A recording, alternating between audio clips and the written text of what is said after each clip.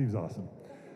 Okay, so make sure you take out your pad and your paper or your digital pad and write down the books that Stephen's recommending or the resources. I'm going to recommend 2 resources that are, I think, really important.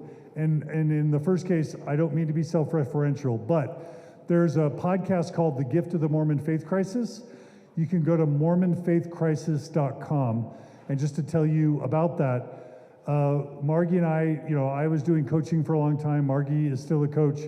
Natasha Helfer has been a marriage and family therapist and a sex therapist for several decades now. And we just realized that we were specialists in this area. And if we both worked 40 hours a week for the rest of our lives, we could still never meet the demand that people had for the things we know. So we created a podcast called The Gift of the Mormon Faith Crisis, where we have shared 70 hours of our best coaching for people in a faith crisis for free on the internet. So whether it's parenting after a faith crisis, communicating with believing family and friends, communicating with children, healthy parenting, revitalizing your marriage, healthy sexuality. We even did an entire 2.5-day retreat that we recorded the entire retreat, including all the participation of the participants, and just shared that for free on the internet. 70 hours, a lot of the things that you have concerns about, you will find a lot of wisdom there, and it's all free. We don't expect anything. If you want to donate to the Open Stories Foundation to support that and other resources, we welcome it. But please check out that resource because there's 70 hours of free coaching and content there. For parenting, there's a particular resource that's really close and near and dear to my heart and Margie's. And I don't know if Steve will like this person or dislike this person or will have never heard of this person. He can share. But the expert that we have found a lot of value in, her name is Shefali, S-H-E-F-A-L-I, Shefali Sabari, T-S-A-B-A-R-Y, I believe. But she has 3 books on parenting and families that are really, really excellent resources. We're not going to be able to dive into parenting today, but if you check out these books, her first book was called The Conscious Parent. Write that down if you want, The Conscious Parent. The second book she wrote is called Out of Control, and what that is talking about is moving out of a control paradigm in parenting into a child-led, child-centered parenting paradigm. And then the third book that's Margie's favorite book on parenting is called The Awakened Family. And those are 3 books that can be transformational as you're trying to figure out how to raise your kids. And I really want to recommend those. So again, it's Shefali Now I have 3 more Sabari. books I have to read. Please, Steve. No, I've never heard of her. Okay. So I want to read those. And think of her as someone who's studied secular Buddhism, who really likes the wisdom of someone like Eckhart Tolle and secular Buddhism, as Nora Shetta, the Secular Buddhism podcast, and has taken the principles of secular Buddhism and integrated them into parenting in what Margie feels like is the best stuff out there. So check that out. And Margie is my wife. So Margie's my wife. I think she's brilliant. I'm biased. She's the brains of the operation. She is the brains and the heart and the spirit of the operation. Teasing. It's true. Okay, so without any further ado, we're going to spend about an hour on identity. And Steve, I turn the time over to you. It's all kinds of things. Yeah, I try to read 2 to 3 books a week. And I did that before the Moonies. I didn't read anything in the Moonies. But if I could encourage people to develop anything in their kids, is a love of learning, to have a curiosity. And in my journey over the decades, I've tried out many different things, including Buddhism and many types of Buddhism, and I don't really believe anymore that life is suffering. So I don't agree with that belief. So I just wanted to say that. Because John said that earlier, and I know Buddha said that, but I don't know, I just feel like life's an amazing gift and an awesome opportunity to grow and learn and love and experience. And I don't believe that there's an afterlife, but there might be.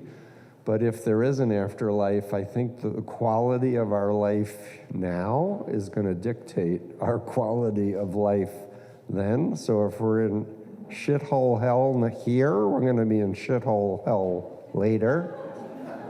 Because somebody was telling me, don't you understand, Mormons say deny now because you're going to be having your own planet and having a great time later. I just think that's a very dysfunctional belief that's ridiculous and nonsensical, honestly. I'm not judgmental at all on that. But yeah, love of learning is really, really valuable.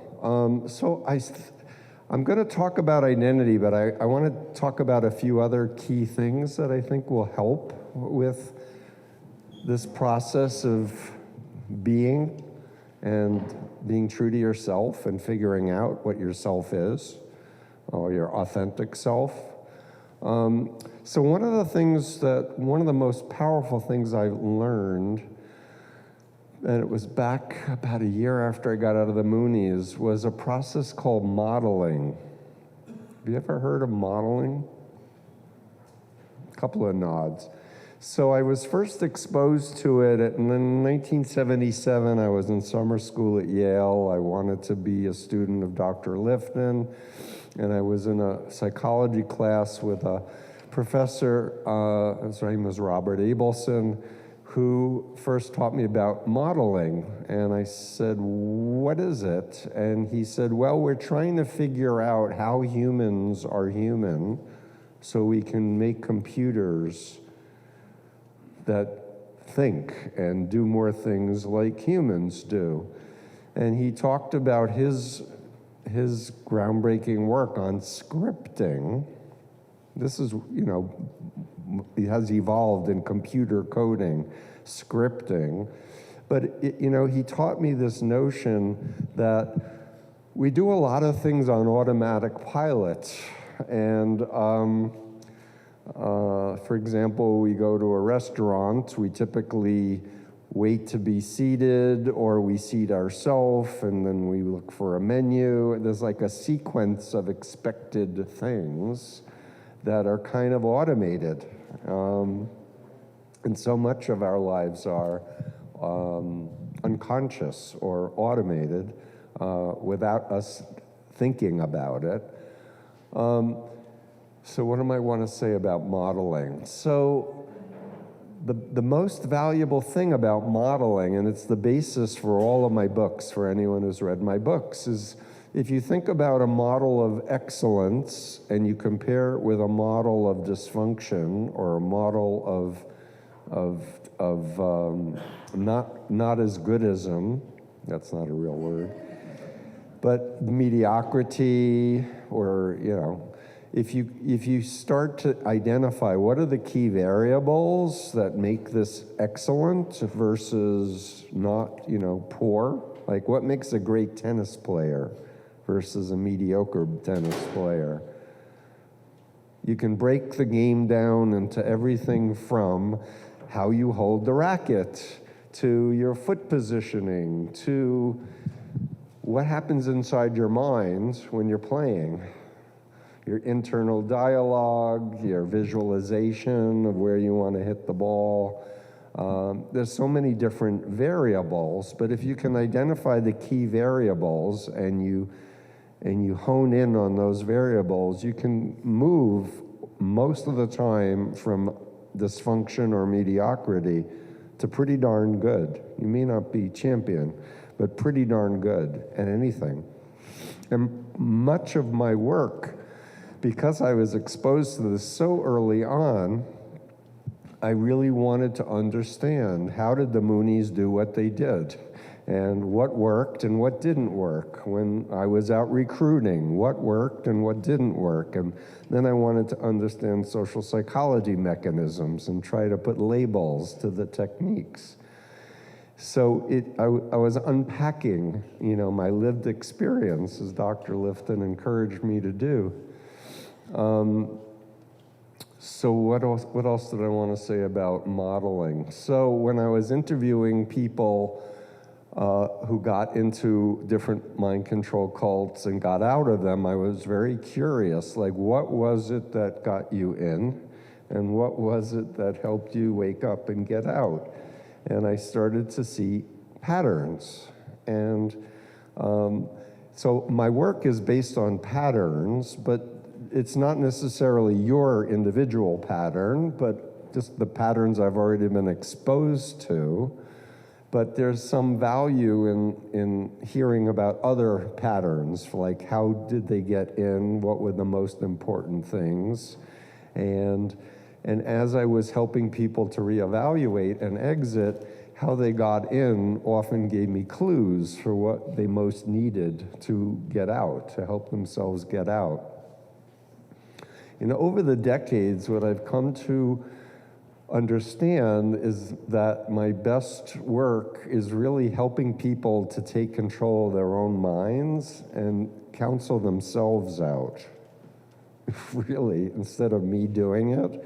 So I think of my work more in a coach-like frame where I'm not the authority figure telling them what they need to do, but giving them up different patterns of what they might try and that they can try out on themselves and see, is it working or is it not working? And is it working really good or somewhat? And a notion, if you're going to a model of excellence, of what's missing if I had it could help me get there, or what's blocking me. Could be a belief, could be something physical, could be something environmental. But if you can just get into your mind the thinking of, I want to identify my goal, and I'm here now, like, what do I need to get there? And what's blocking me, and what will enable me to get there? And that's how I came up with many of these realizations, like phobias are the big block for people to get out and feel like they have a future, and then how do phobias get formed, and how do we neutralize phobias? And there really is an incredible capacity for human beings to learn and to change and to grow.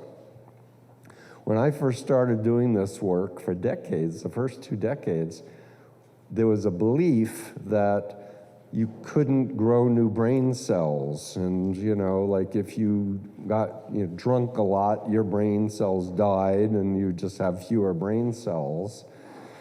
So there was this really limiting belief. It turned out to be completely not true. That we actually can grow new brain cells and we can actually rewire existing brain cells and create new relationships neuronally. But what I realized early on in my work, when I was faced with somebody who was born in a cult, who was sitting there looking at me saying, I don't know who I am, I don't have an identity, I don't even know who my mother is or my father was, because I was raised communally in the cult. What do? I was faced with a moral dilemma because I wanted to help, but this limiting belief, was there. But I was like, I'm going to keep trying different angles and different things and see if anything helps this person.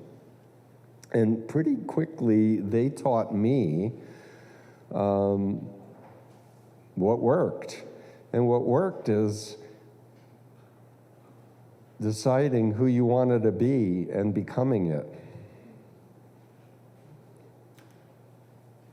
Like being in the here and now and not being limited by all the horrible messaging you got from the cult, you're inferior, you're stupid, you're not able to be stand on your own 2 feet, you need the group to survive or to feel valid or to have a spiritual life.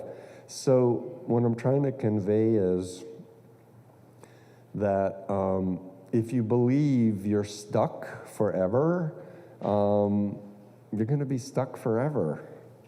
And if you believe you can recreate yourself in the way you want to be and make a target for your excellent future self and work towards that excellent future self and think about, like, what do I need to be there, and systematically go after it in bite-sized pieces, people exceed their own expectations. If you asked me way back, in 77, would you have 2 masters and a PhD and be at a Harvard Medical School think tank and do lectures for the State Department? I would be like, I'm a little kid from Queens. My dad had a hardware store. I'd be like, what? You're going to be on TV, Steve. You're going to be on major TV shows. Millions and millions of people will see you. I'd be like, what? But you don't know what you don't know. But if you think about your values and clarify, like, what's really important to you, and I would assert being honest with yourself is a core value that I want to encourage you to be and to aspire and inspire you to accept all the parts of your psyche, even the ones that you're not so proud of. Excuse me.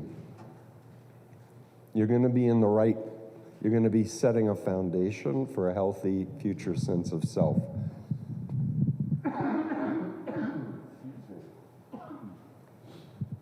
My body's talking to me. It said, Steve, you should have slept more the last few days. By the way, how many people here sleep 7 to 9 hours regularly every single day? Great. Because that's what human beings need for optimal functioning. And most Americans are chronically sleep deprived. No, that's a truism. So and it's one of the first questions I have when I get new clients is, how do you sleep? I'm a terrible sleeper. What's blocking you from being a good sleeper? And you do like a checklist of sleep hygiene and no caffeine late at night, no vigorous exercise, and are you exercising? And you can go through what's called a sleep hygiene checklist. Highly recommend it. Highly recommend a book called Why We Sleep by Matthew Walker, who has a podcast also. But we do so much learning as well as we help our immune system by sleeping. And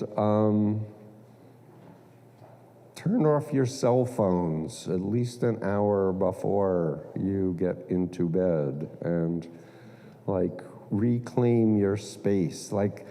Seriously, people, social media is rewiring our brains in a bad direction. That's why I was saying earlier, make real friends and not just look for followers on YouTube. I have a lot, but they're followers, but I don't know these people. A lot of them are bots probably, who knows. But life is precious, and having a real life connection, I can't tell you how touching it is for me when people come and look me in the eye and say thank you. It touches my mind, my heart, and it empowers me to keep going at my age. And people are like, you're going to be 69 years old. You don't look 69 years old. I don't want to believe I'm 69 years old, but I also want to sleep and exercise. In any case, I digress. Forgive me. Where was I? So I was talking about modeling. And I really, in terms of identity, if you don't know who you are, you can start with what you don't want in an identity. You can look around at people you admire and respect, historical figures or actual people that you know, and model off different elements of who they are and how they carry themselves. But you get to choose. Have an internal locus of control, and know that it's not in concrete. You can change your mind and refine different things as you go along.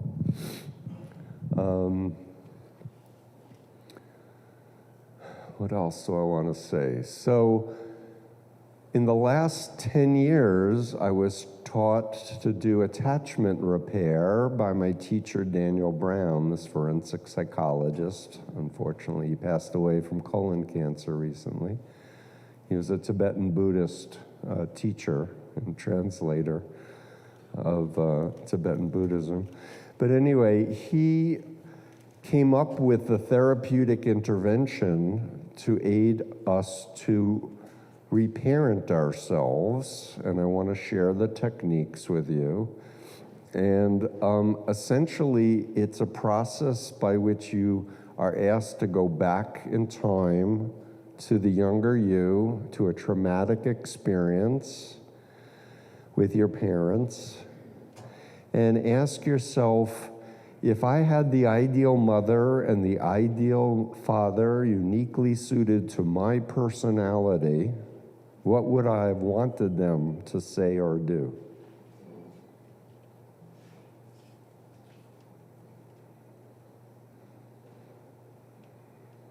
Did you get that? Should I repeat it? So I'm going to give you an example and then I'll repeat it, okay? So I watched a video demonstration of him doing therapy with a woman who was describing how when she was 8, she had screamed out with a nightmare, and her parents yelled, "Shut the F up or we're going to come in and beat the shit out of you." So that was her trauma. And so Dan had her go back to that moment where she was screaming in fear. And he said, I want you to imagine your ideal mother and ideal father uniquely suited to your personality and what you would have wanted them to say and do at that moment. So they'd immediately come into my room. My mom would turn on the light, she would hug me and rock me and say, "Oh, honey, Dad and I are here for you. It was just a nightmare." My dad would sit at the base of the bed and be patting my leg, and my mom would be humming back and forth and making me feel safe. And then my dad would go to the kitchen and warm up some milk and come back with chocolate chip cookies. And she was going on and on in this incredibly beautiful, healing experience that she was creating for her traumatized child self.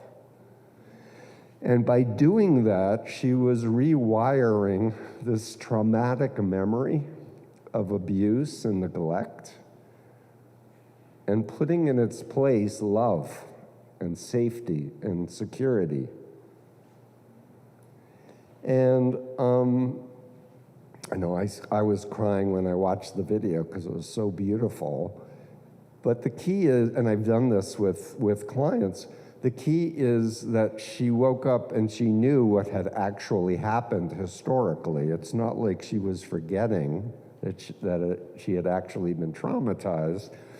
But what's happening is she was beginning to learn a technique to develop what's called healthy introjects of a mother and father who are modeling all of those incredible qualities of patience and love and security and really child-centered parenting, like they put their needs second to what the child needed at that moment instead of, "I'm tired, go back to sleep."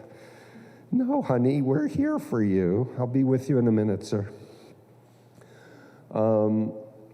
And what Dan has proven is that if you do this over a couple of years with a therapist, you can actually change personality disorders.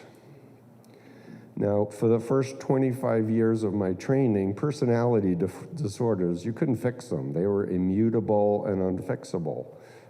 But they're now fixable. Of course, you have to want to fix it, and you have to have a therapist who knows how to help you with this. And I'm just telling you the technique. You can do a certain amount with yourself, but with people with actual personality disorders, you really need the personal relationship with a human being who can be, in a sense, a surrogate father or mother figure, where you have an actual bond of unconditional respect and love for your beingness. Your beingness. So when you're raised in one of these types of environments where there's authoritarian parenting based on dependency and obedience and being a clone of the parents because the parents were indoctrinated, the healthy side is parents realizing every child is unique at birth and their job is to steward the child to become their best self and to individuate. And parenting is done in a developmentally appropriate way. Does that make sense? So I'm going to restate the question. It's like, if you could imagine your ideal mother and ideal father uniquely suited to your personality, what would you have wanted them to say or do differently? And then you invite your imagination to supply the answer.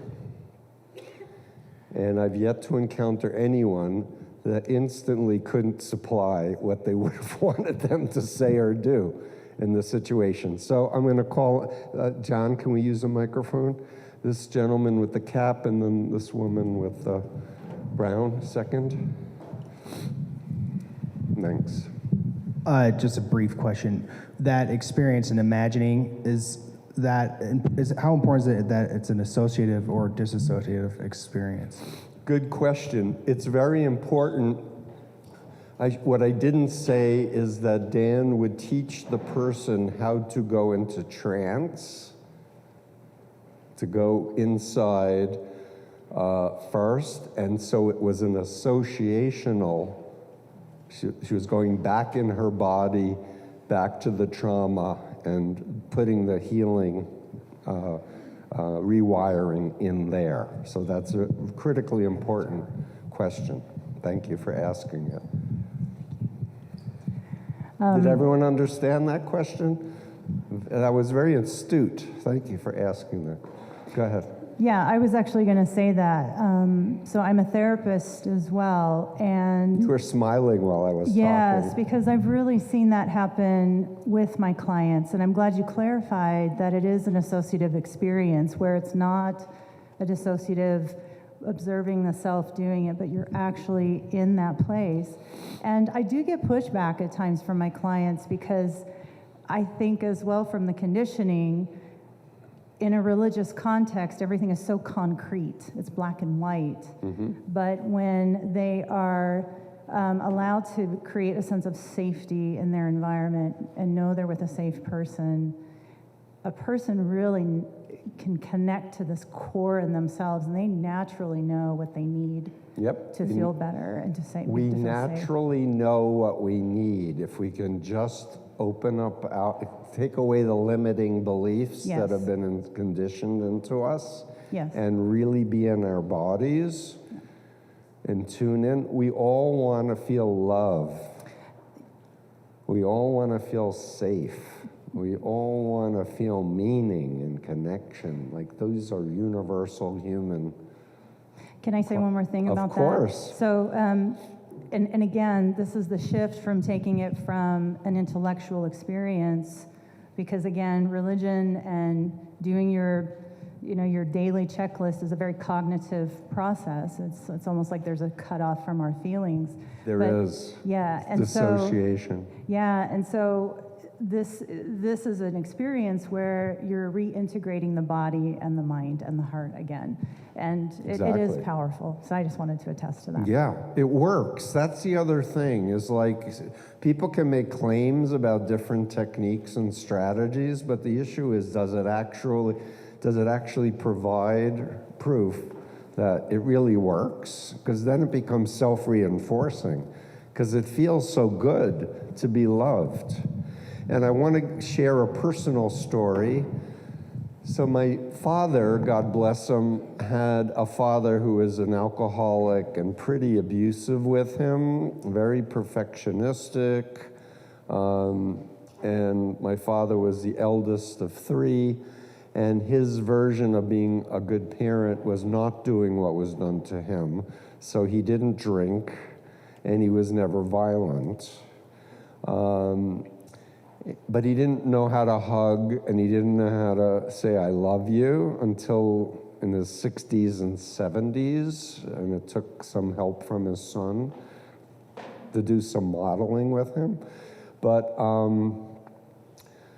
there was this, I think I may have said it in the Mormon Stories interview, I don't remember now, but I had this incident in high school. I was maybe 14, 15. I had skipped 8th grade, as you could in New York City if you passed a lot of tests.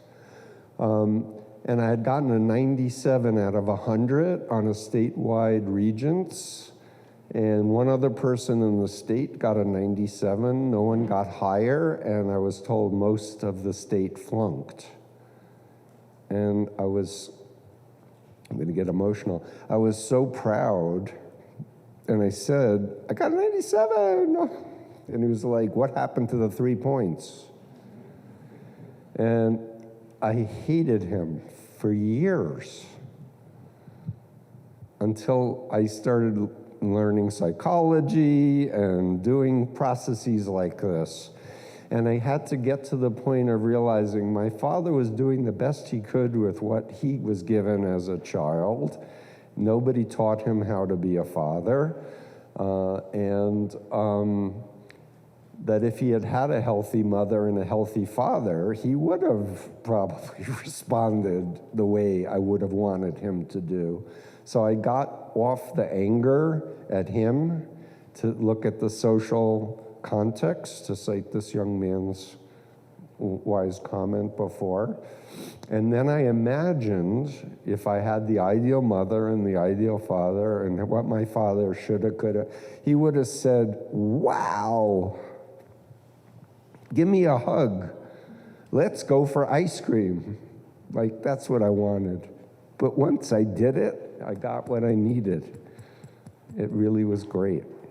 So the thing is, I know what actually happens, but what do I emotionally need to be a healthy person and a healthy, parent? I need to nurture myself to the capacity that I can, and I understand these principles of how the mind works. So let's see, what else do I want to say about identity formation? So I think it really helps when you are raised in a very closed system of ideological belief to expose yourself intellectually to other models, other religion models, other philosophical models. Expand your frame so you're not just working off of that deck of cards that you were dealt and always referencing it back to that. Look at other models, and that's why it's so valuable for people coming out of one group to learn about other, like the Jehovah's Witnesses and Scientology and the Moonies and Chinese communist brainwashing, etc. Because the solution to blind faith is perspective,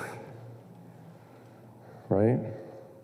If you don't want to have blind faith, what are your other possibilities of how to look at this, how to look at life? And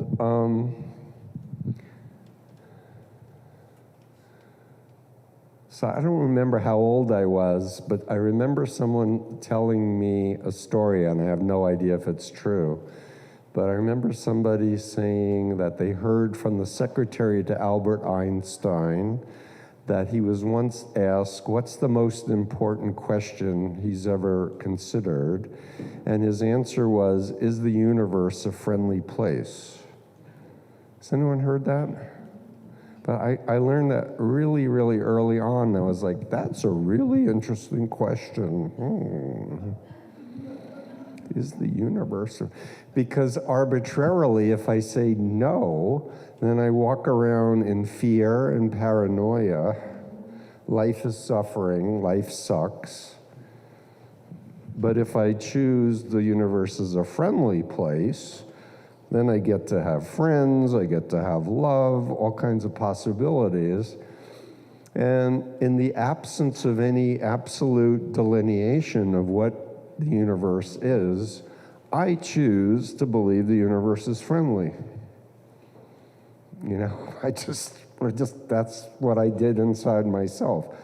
I would rather walk around not afraid someone's gonna attack me and maul me. I prefer to walk around assuming people are benign or friendly. And yep, there's an occasional crazy person out there, but for the most part, if I allowed my fears to run my life, I'd never be doing this work. I certainly wouldn't be doing this work for this long, because I get a lot of nasty messaging from people who've been indoctrinated to not like, me or my work. But here's my superpower. My superpower is I nearly died in that van crash. And the people who rescued me said, it's a miracle that you lived. So I've always had that attitude that life's a gift. Like every single day from that accident is a gift. And I get to do what I want with my life each day. And it's a gift. And likewise, I also am very wary or weary or concerned that at any moment I could drop dead or, be hit by a car or whatever. So I try to generate as much content as I can to help as many people as I can, because who knows, I may not be here tomorrow. So yeah, we get to record this, and maybe it will help you and help the next people who, a little bit, maybe, hopefully. But I really try to live in, to quote old philosophical stuff, a Zen kind of mentality of just be here now. That's what Eckhart Tolle comes from, I think, a very be here now, and this is reality. The past is a memory. The future is thought projections, but we only have what's happening this moment as we're in our bodies. And why not be the best self we can be? So I share that thought with you, too. And someone was asking me during the break about, when I think of other cults, Mormonism isn't as bad as some of the other cults. And I'm like, yeah, and there are other cults that are not as bad as the Mormons, too. And you can choose where you want to make the relativism, but why use cult at all as a frame for quality of life?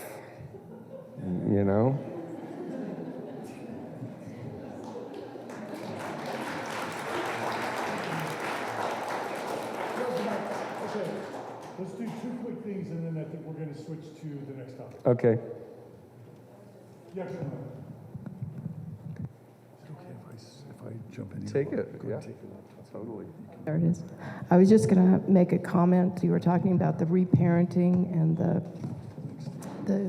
what you were talking about, and I have done a little bit of that. And I was just going to say that I read or was told that the brain does not recognize time in terms of trauma. So trauma 50 years ago, the brain does not recognize that element of time.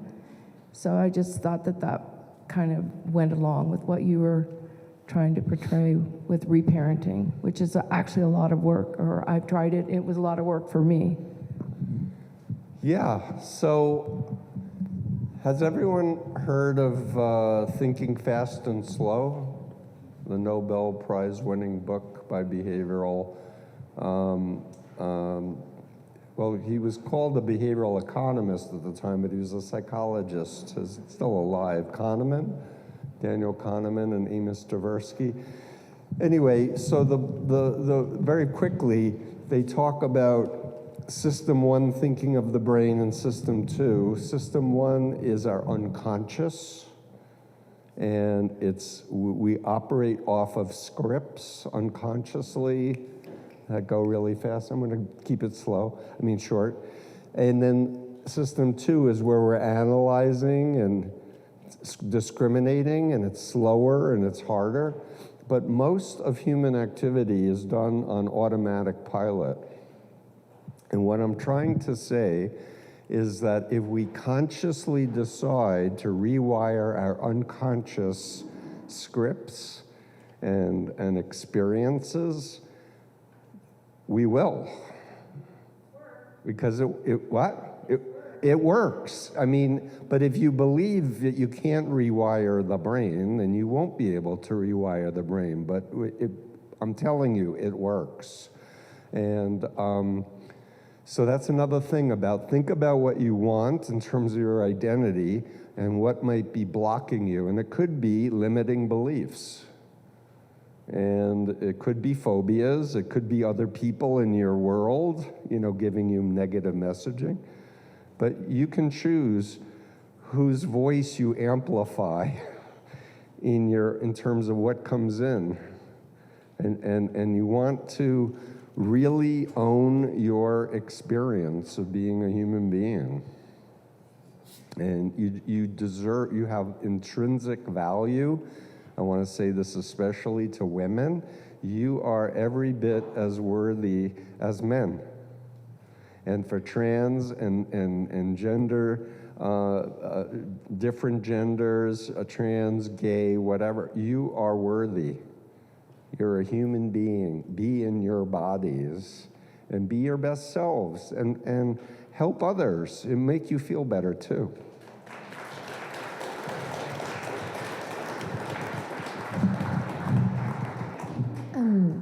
So should I move or just?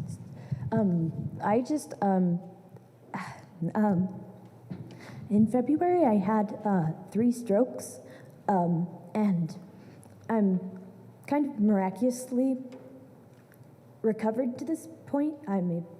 They don't know why still, but how do you figure out identity or purpose when you've lived in that state of not being able to do anything except just lay there and be and just be conscious, Because I feel like so much of Mormonism, even though I've been out for a while, so much of Mormonism was built off of productivity and how much you give and how much you can contribute. And so it was just this whole wake up to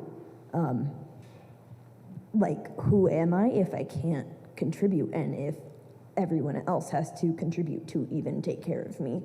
And it's just this whole philosophical Well, you're very young and you get to have a whole life ahead of you to figure out different things. But I do want to say there's a very fascinating story of a neuroscientist who had a very devastating stroke, and she fully recovered. She wrote a book called Stroke of Insight. She did a TED Talk. And she shouldn't have been able to recover fully, but she did.